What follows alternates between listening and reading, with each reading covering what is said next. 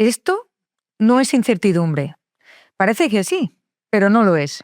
Y entender por qué es exactamente de lo que vamos a hablar hoy.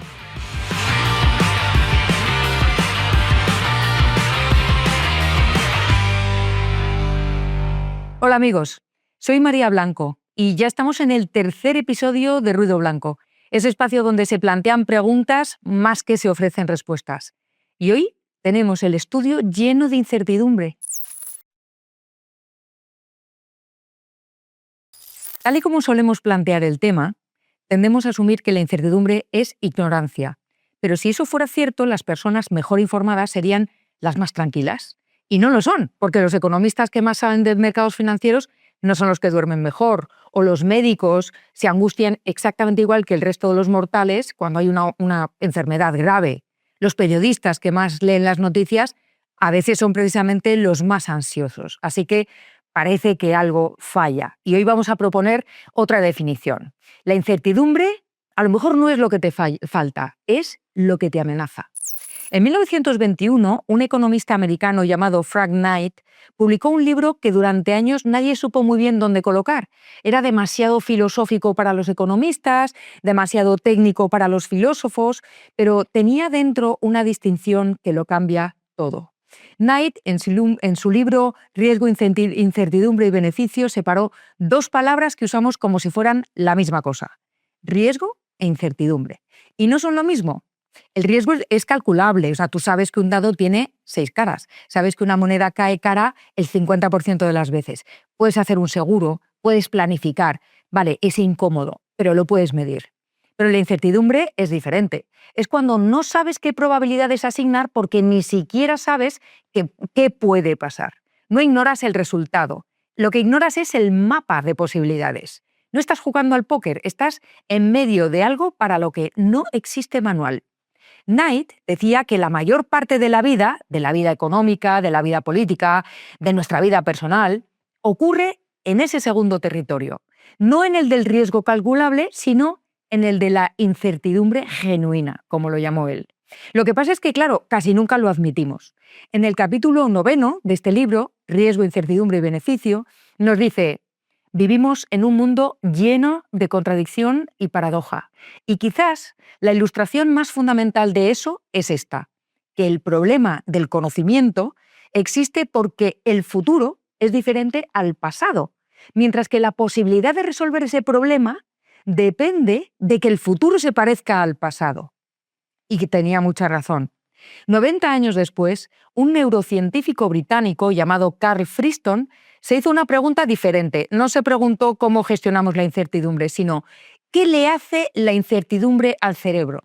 Y la respuesta es bastante peculiar, porque para él el cerebro no es un receptor pasivo. Es decir, el cerebro no está esperando que llegue la información para procesarla. Lo que hace todo el tiempo es generar predicciones sobre lo que va a ocurrir. Elabora hipótesis constantes y luego compara esas hipótesis con lo que realmente llega. Es decir, lo que procesa el cerebro no es el mundo, es la diferencia entre lo que esperaba y lo que encontró. Y Friston llamó a eso error de predicción. Dice que el cerebro dedica una energía enorme, casi toda la energía disponible, a reducir ese error, a minimizar la sorpresa, o sea, a mantener el modelo intacto. Y aquí es donde viene el giro de guión que me parece fascinante. Porque la incertidumbre, desde este punto de vista, no es un problema de conocimiento, es una amenaza para el organismo. Cuando el modelo falla, el sistema nervioso responde como si su integridad estuviera en juego. Y así podemos percibir la ansiedad de otro modo. No es una emoción, es la señal de que el cerebro no puede reducir su incertidumbre. Está atrapado entre predecir y actuar, y ninguna de las dos cosas funcionan. El dogmatismo, es decir, las creencias rígidas, la negación de la evidencia, el fanatismo, también se puede mirar desde este punto de vista. También tiene una lógica neurológica. Son modelos que el cerebro protege.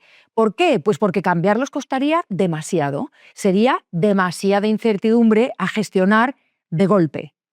Así que no elegimos nuestras certezas, las necesitamos. Y si Friston tiene razón y el cerebro necesita reducir la incertidumbre a cualquier precio, pues a lo mejor nos podemos preguntar ¿Qué pasa con los sistemas que construimos entre todos, como las economías, las instituciones, las sociedades? ¿Qué pasa con la incertidumbre entonces? Y Friedrich Hayek tenía una respuesta maravillosa. Lo que decía era: no hay ninguna mente, por brillante que sea, que pueda centralizar el conocimiento suficiente para gestionar algo tan complejo. La incertidumbre no es un defecto que se pueda corregir con más datos o ni siquiera con mejores algoritmos. Es la condición permanente de cualquier sistema humano. Y por eso los sistemas de control fallan siempre de la misma manera, y Hayek también por eso defiende la humildad epistemológica. Pero claro, si la incertidumbre es la condición permanente del sistema humano y no nos gusta, ¿cómo hacemos para sobrellevarla? Y ahí tenemos a Daniel Kahneman, que es un tipo que dedicó su carrera entera a documentar cómo lo hacemos. Lo hacemos con atajos, como estábamos pensando todos, ¿no? Con sesgos, con heurísticos, con reglas rápidas que nos evitan procesar toda la incertidumbre que nos rodea. Y vistos desde el punto de vista de Friston, estos sesgos no son errores, son el precio que pagamos por mantener el modelo funcionando. Y la verdad es que a veces el modelo explota.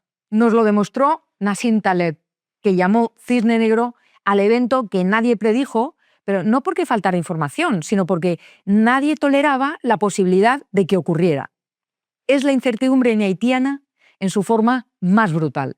No solamente es que no sabías el resultado, es que habías borrado del mapa la posibilidad de que existiera.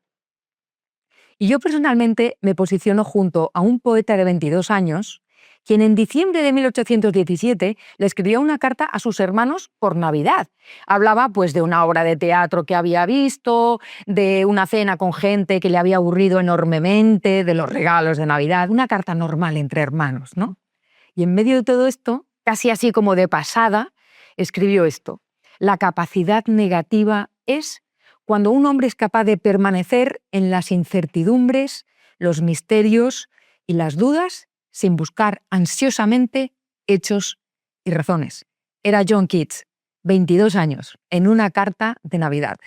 Y no estaba hablando de resignación, no estaba hablando de pasividad, estaba hablando de algo mucho más difícil, que es la capacidad de quedarse en la incomodidad sin salir corriendo, sin cerrar, sin intentar fabricar una certeza que realmente no existe. Friston nos dice que el cerebro no puede evitar buscar esa certeza, que estamos biológicamente programados para huir de la incertidumbre. Pero Keats nos dice, a sus 22 años, que los más lúcidos aprenden a no hacerlo. Quizás eso es lo más difícil que existe, pero quizás es también lo más necesario. En esta sección de la sonrisa abierta, hoy os quiero contar una historia de dos hombres y una moneda. En 1966, el dramaturgo Tom Stoppard escribió una obra de teatro. Se llama Rosencrantz y Guildenstern han muerto. Son dos personajes secundarios de Hamlet, tan secundarios que a lo largo de la obra ni ellos mismos saben muy bien quién es quién. Son dos hombres en medio de una historia que no entienden, esperando instrucciones que no llegan y sin saber muy bien por qué están ahí. Y la obra empieza así. Telón, dos hombres en un camino, en medio de la nada, y están lanzando una moneda al aire porque se han hecho una apuesta. La moneda sale cara, siempre cara. Guildenstern la lanza, cara, otra vez, cara, otra vez, cara. Llevan 76 lanzamientos y siempre cara. Y Guildenstern, cada vez más perturbado, dice, porque va perdiendo: un hombre más débil podría haberse tentado a reexaminar su fe, si no en nada más, al menos en la ley de probabilidad. Rosencrantz va a lo suyo, no le escucha, pero coge la moneda, muy contento, va ganando, siguen 80, 85. Y Rosencrantz, casi con ternura, dice: 85 seguidas, batido el récord. A lo que Guildenstern responde, helado: no seas absurdo. Y dice el otro: fácilmente. Y aquí es donde Guildenstern se para, le mira y le pregunta: ¿y si hubiera sido al revés? ¿Y si hubieras perdido 85 veces seguidas? ¿No te haría pensar? ¿No tendrías ni un parpadeo de duda? Y Rosencrantz lo considera un momento muy serio y responde: echaría un buen vistazo a tus monedas para empezar. Y en esta escena está todo. Guildenstern ve algo que va profundamente mal, que el universo está haciendo algo que no debería hacer. El modelo ha fallado por algún sitio. Hay que hacerse preguntas. Rosencrantz va ganando. Y si algo falla, bueno, pues la culpa a lo mejor es de las monedas. ¿Qué diría Friston? Diría que los dos están haciendo exactamente lo que el cerebro está programado para hacer. Por un lado, Guildenstern está intentando reducir el error de predicción buscando desesperado una explicación. Por otro lado, Rosencrantz lo reduce no mirando. Por cierto, en 1990 se hizo una película de esta obra de teatro y la dirigió el propio Stoppard. Gary Oldman hacía de Rosencrantz, el que va ganando sin entender nada, y Tim Roth de Guildenstern, que es el angustiado. También estaban Richard Dreyfuss y otros, ¿no? Y ganó el León de Oro en Venecia, el máximo premio del festival. Pues ¿sabéis qué? No fue a verla nadie. Que es en el fondo otra forma de hablar de incertidumbre, porque si hubiera una fórmula para predecir el éxito en el cine, alguien ya la habría inventado. En 1994, un grupo de personas muy inteligentes decidió que habían resuelto la incertidumbre. No es una metáfora, es literal. De verdad creyeron que habían encontrado la manera de eliminarla, de convertir lo desconocido en calculable, de transformar el caos de los mercados financieros en algo predecible, medible y controlable. Y funcionó, durante 4 años funcionó. El hombre detrás de todo eso se llamaba John Meriwether. Era un trader legendario en Wall Street. El tipo que en los años 80 había construido en la Salomon Brothers el departamento de arbitraje más rentable de la historia. Así que cuando fundó su propio fondo, que le llamó Long Term Capital Management, LTCM, pues los mejores del mundo hicieron cola para entrar. Y cuando digo los mejores, lo digo de verdad. Por ejemplo, Myron Scholes, Robert Merton, que fueron 2 economistas que habían desarrollado la fórmula matemática más influyente de las finanzas modernas. Era la fórmula que permitía calcular el precio de cualquier activo financiero en cualquier condición de mercado. De hecho, en 1997, mientras el LTCM estaba en pleno apogeo, ganaron el Premio Nobel de Economía. Claro, además de ellos dos, el fondo tenía ex vicepresidentes de la Reserva Federal, exdirectivos de los principales bancos del mundo. O sea, era literalmente la concentración más extraordinaria de inteligencia financiera que había existido jamás en un mismo sitio. Y todos estaban convencidos de lo mismo. Sus modelos podían ver lo que nadie más podía ver. Pero ¿qué hacía el ETCM exactamente? Buscaba grietas, pequeñas diferencias de precio entre activos que según los datos históricos siempre acababan cerrándose, siempre convergían. Era como apostar que 2 cosas que históricamente siempre habían terminado en el mismo sitio iban a terminar otra vez en el mismo sitio. ¿Cuál era el truco? El truco estaba en la escala. Entonces, las grietas eran minúsculas y para ganar dinero real había que meter cantidades astronómicas. Y para meter cantidades astronómicas cuando no las tienes, ¿qué haces? Pues pides prestado. Mucho dinero. Más de lo que nadie había pedido prestado jamás. Para que os hagáis una idea, en su momento, en el momento de mayor expansión, con un capital real de 4.000 millones, por cada dólar propio tenían 25 dólares prestados.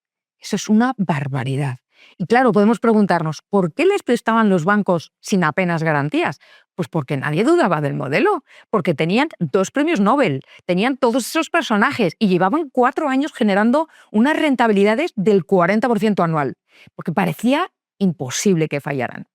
Y aquí está la primera regularidad que conviene no olvidar. Cuando algo parece imposible que falle, todo el mundo quiere estar dentro. Y cuando todo el mundo está dentro, el sistema se vuelve frágil de una manera que nadie ve desde dentro. Y entonces, en agosto de 1998, Rusia declaró una moratoria sobre su deuda soberana. Traducción: Rusia dijo que no iba a pagar lo que debía. Y entonces los modelos LTCM pues, habían asignado a este evento una probabilidad tan pequeña que prácticamente no existía en su mapa de riesgos. Pero no porque fueran negligentes, sino porque realmente la historia no lo había hecho antes, o sea, nunca había sucedido. Y sus modelos estaban construidos sobre la historia. Pero ese no fue el verdadero problema. El problema no fue Rusia, sino lo que pasó después. Todos los mercados del mundo reaccionaron a la vez de forma simultánea y correlacionada, es decir, de una manera que nunca antes había ocurrido. Activos que históricamente no se movían juntos, de repente sí lo hacían. De manera que las grietas que el ETCM esperaba que se cerraran se abrieron más y siguieron abriéndose. El modelo no tenía respuesta para eso, pero no porque fuera un mal modelo, sino porque era un modelo construido sobre el pasado. Y el pasado no contiene el futuro. En 5 semanas, el ETCM perdió 4.600 millones de dólares. La Reserva Federal tuvo que convocar de urgencia a los principales bancos de Wall Street, no para salvar el fondo, que estaba ya medio muerto, sino para evitar que ese cadáver del fondo aplastara al sistema financiero global. Las posiciones eran tan enormes, estaban tan entrelazadas con tantos bancos, que claro, una quiebra desordenada habría arrastrado a medio mundo. Y al final los bancos pusieron 3.600 millones de dólares para desmantelar el fondo, al menos de manera ordenada. Y por supuesto el fondo desapareció. ¿Qué había fallado? No la inteligencia, no el rigor matemático, no la dedicación. Había fallado una suposición que nunca se había cuestionado en voz alta.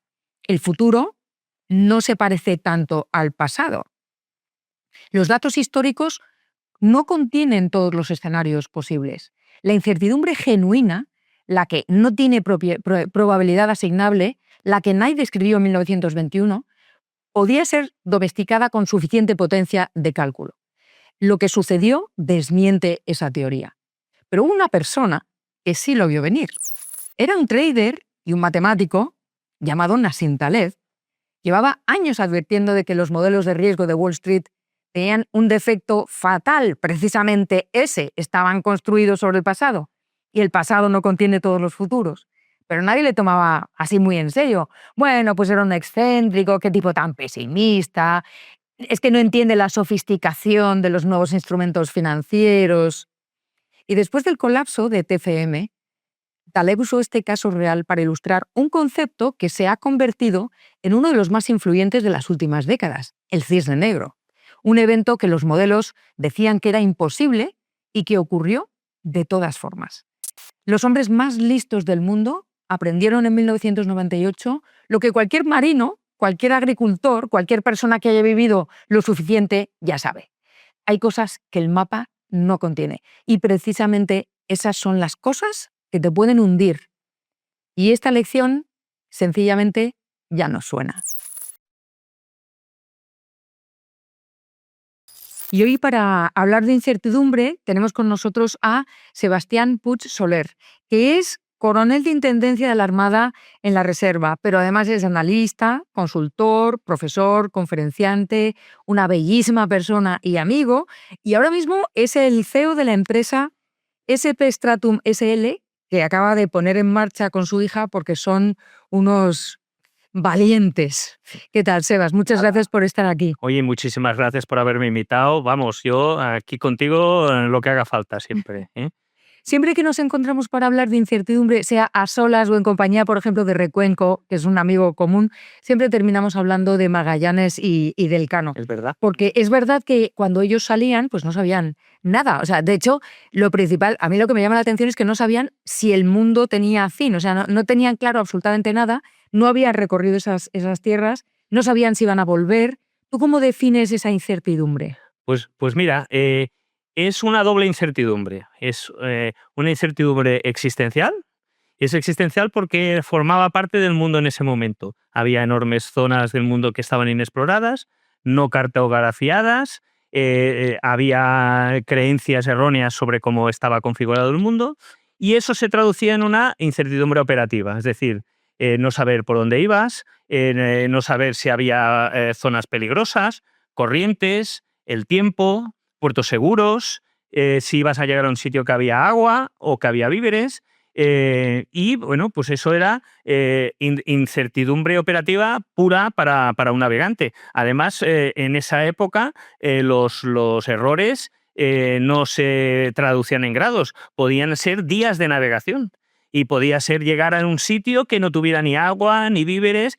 Y eso, además, con el conocimiento, ya que ya sabemos ahora que la expedición de Magallanes subestimó el tamaño del Océano Pacífico, con lo cual extendieron la navegación y se les hizo un verdadero reto, una verdadera aventura que ha pasado los tiempos como sabemos. A ver, un momento. Entonces, ellos pensaron que el Océano Pacífico era más pequeño. Bueno, ellos... Es decir, seguían navegando y no llegaba a tierra. No llegaba a tierra. Ellos tenían una idea muy aproximada donde querían ir, pero resultó que esa idea aproximada era pues totalmente errónea. Yo me imagino que no es la misma incertidumbre que vive un marino hoy. En la forma no, pero en el fondo sí. Y quiero explicarlo. Sí. Hoy en día un marino tiene muchísima más información y ha eliminado prácticamente en su totalidad la incertidumbre en cuanto a la posición. Ahora un marino sabe perfectamente dónde está. Pero la incertidumbre hoy es diferente. Hoy sé dónde estoy, pero no sé qué va a hacer, por ejemplo, mi adversario, o no sé qué parte de mi información es fiable, o no sé si mi sistema funcionará. Es decir, hemos pasado a un tipo de incertidumbre diferente, pero en el fondo sigue siendo lo mismo. Es decidir con información incompleta y con consecuencias reales. Pero en un momento dado, la incertidumbre de la que hablábamos de Magallanes y Elcano se volvió cuantificable, ¿no? Más o menos eso, ¿cómo fue? Fue una serie de sucesos. Yo a veces pienso, las máximas innovaciones en este terreno suelen venir con las guerras, lamentablemente. ¿Es así o estoy equivocado? Bueno, en este tema yo creo que hay tres grandes momentos para la reducción de la incertidumbre en el ámbito de la navegación y de los marinos. La primera de todo fue la profesionalización de la cartografía. Y la centralización del conocimiento por las potencias marítimas. Eso cuando las potencias empiezan a consolidar toda esa información que obtenían sus navegantes, sistematizarla y guardarla como un tesoro, porque era un tesoro. El caso más claro es el Padrón Real de Sevilla, donde los españoles atesoraban todo el conocimiento que iban recibiendo de los navegantes españoles, lo sistematizaban y lo trasladaban en cartas náuticas que guardaban como un secreto de Estado. Es decir, ahí podía significar la muerte romper ese secreto. Magallanes y su expedición salieron con cartas del Padrón Real de Sevilla. Y eso era el conocimiento que había en ese momento en el mundo de cómo estaba configurado y cómo eran las rutas marítimas. Y tú te puedes imaginar el valor estratégico que tenía ello. El segundo paso fue cuando ya la ciencia matemática se metió de fondo en la navegación. Y ahí, por ejemplo, el hecho de la proyección Mercator y un concepto tan básico en navegación, pero que entonces era revolucionario, que es la derrota con rumbo constante, ya convirtieron lo que era incertidumbre en seguridad. ¿Qué es derrota con rumbo constante? Pues es decir, antes las derrotas eran estimadas. Una derrota con rumbo constante es cuando tú ya trazas en tu carta náutica la derrota que debes seguir, porque conoces perfectamente las referencias que debes encontrar y vas siguiéndola. Has marcado tu caminito. Efectivamente. Y el tercero, por supuesto, ya llega con la revolución tecnológica de los siglos XIX y XX.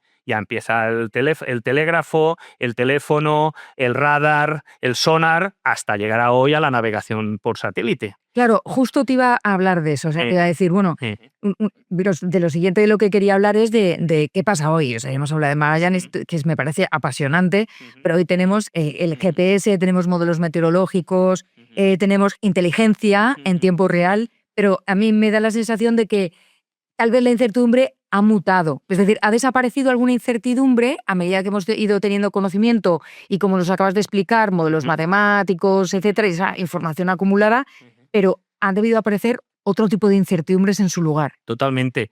Mira, en primer lugar, es la propia incertidumbre del mar. Eso los marinos lo sabemos muy bien.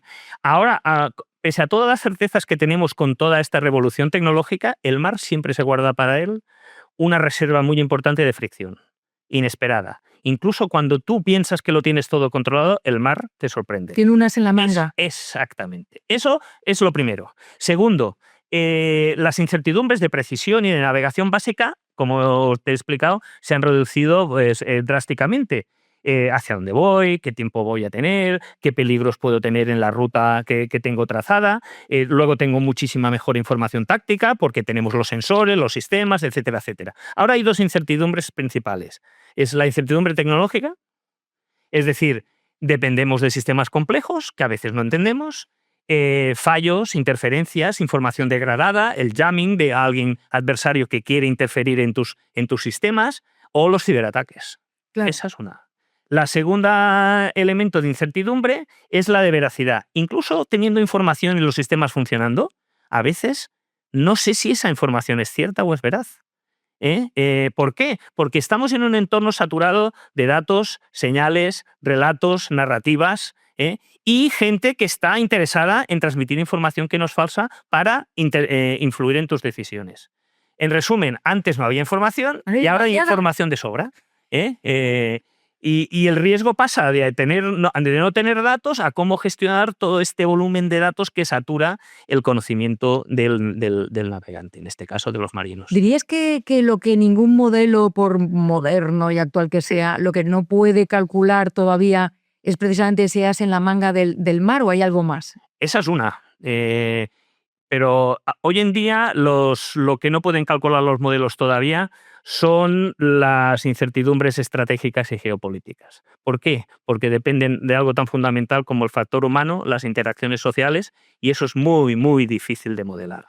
Claro. Entonces, ¿qué cuatro elementos de incertidumbre en este entorno nuevo tenemos? Primero, la escalada, es decir, cómo un evento, a lo mejor un accidente o una acción marítima en aguas internacionales o una intervención puede ser una cosa local o influir globalmente o convertirse en un conflicto abierto. Esto es uno.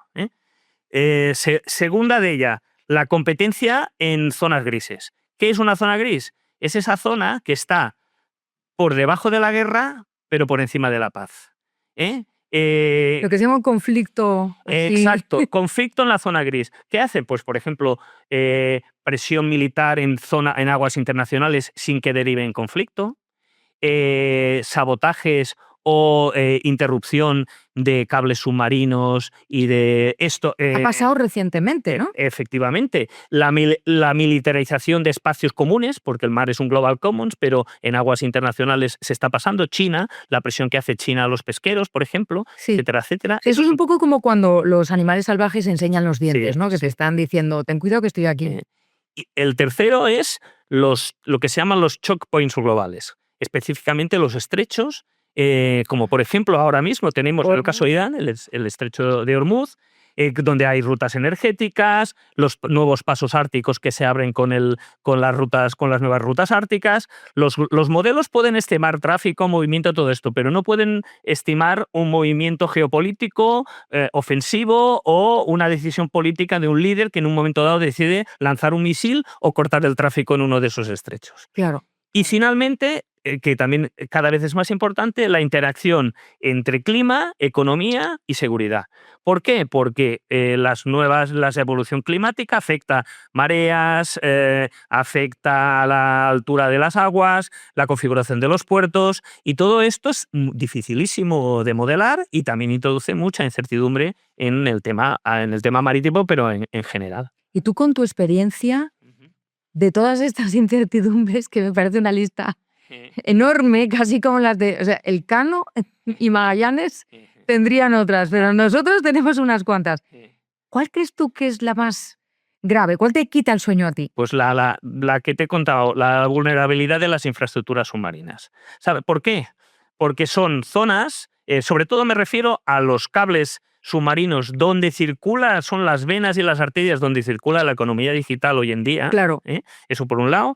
Y las infraestructuras energéticas que también corren por debajo del mar. ¿Qué ocurre con eso? Son muy difíciles de vigilar, muy difíciles de proteger, y el aspecto más importante es que la atribución en el caso de una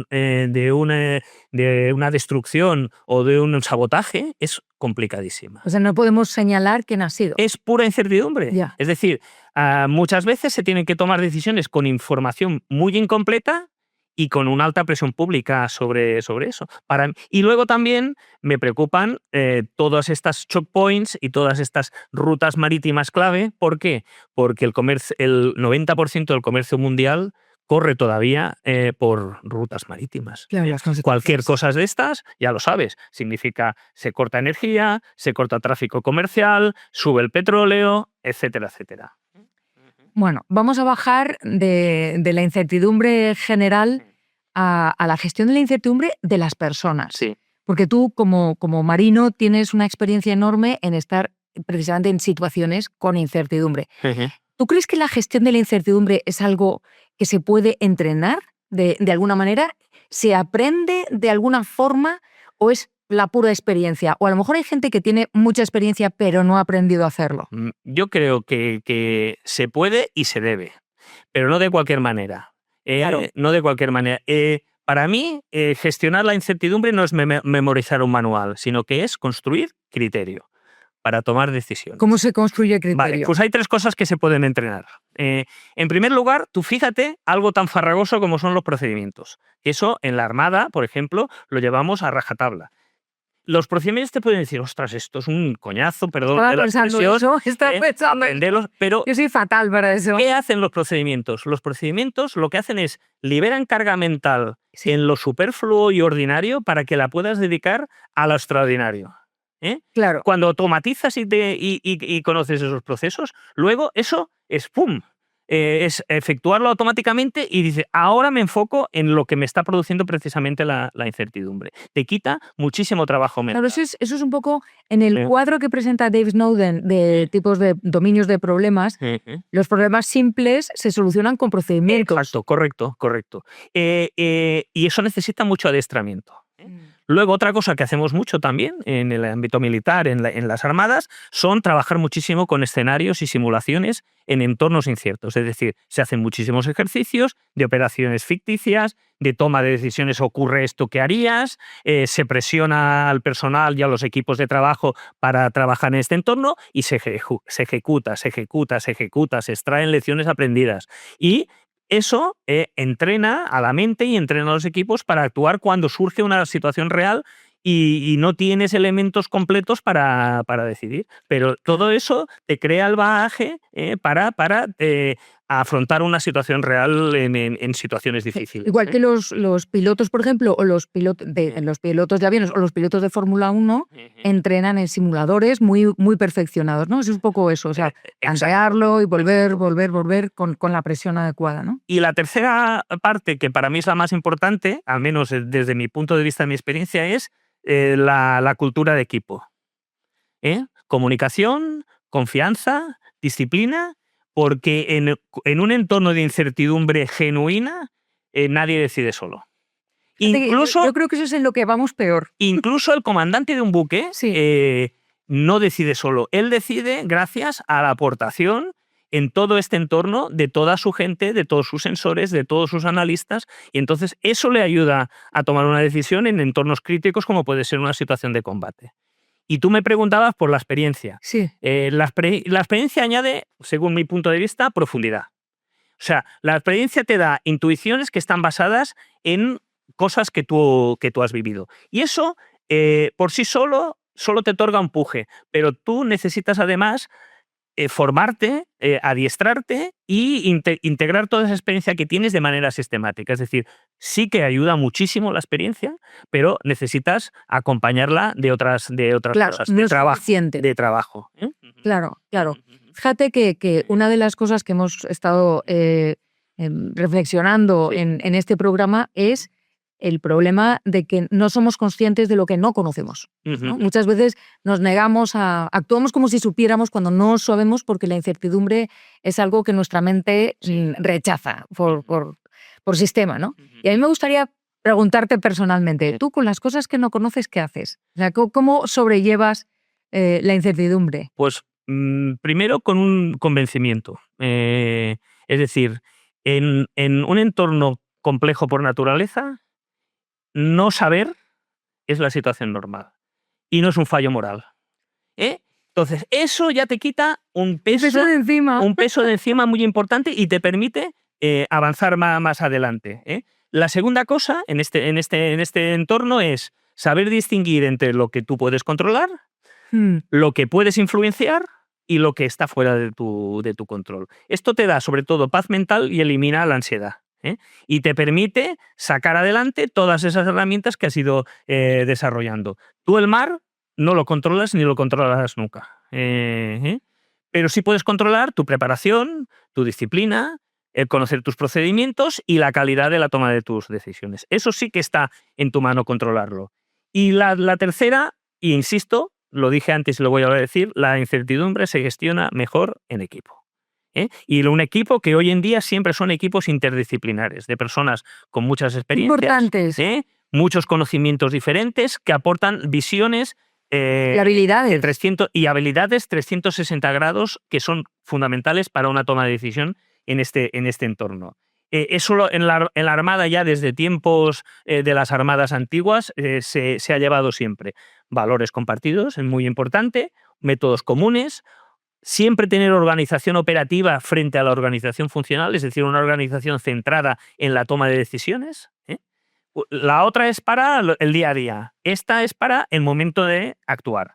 Y finalmente la confianza de tus jefes, de tus compañeros y de tus subordinados. Y yo lo diría en un símil marino muy sencillo, es decir, que los barcos están para salir a navegar sea la mar que tenga, ¿eh?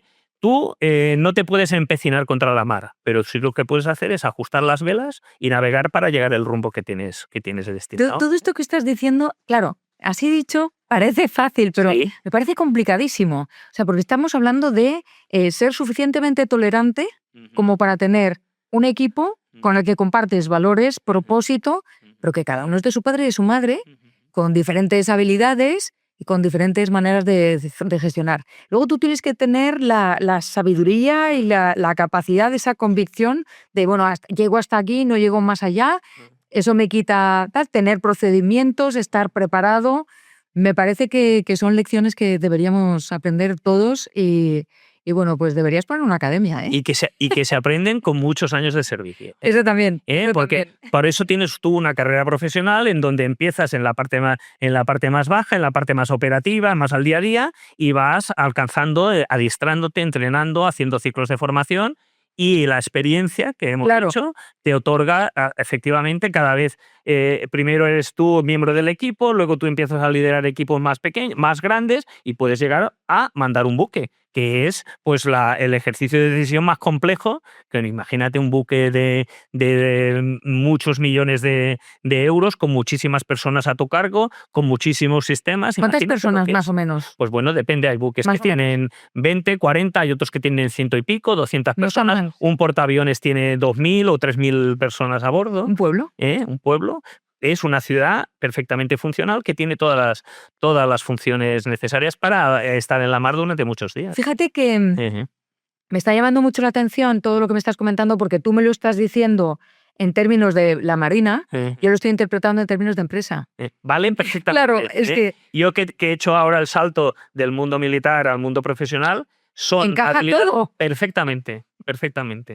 Pues muchísimas gracias, Sebastián. Ha sido un honor y un placer tenerte aquí y ojalá podamos traerte otro día. Pues encantado de colaborar contigo y aquí me siento como en casa. Venga. Gracias. Nada. En este penique final, hoy quiero recordaros que no hay que tener miedo de la incertidumbre, porque la incertidumbre no es algo contra lo que hay que luchar, hay que navegarla, como nos ha enseñado Sebas. Además, el problema no es estrictamente la incertidumbre, sino precisamente hacernos la ilusión de que no existe. Y con esta lección vamos a dejar nuestra incertidumbre al lado del tiempo y el miedo y os espero en el próximo programa de Ruido Blanco.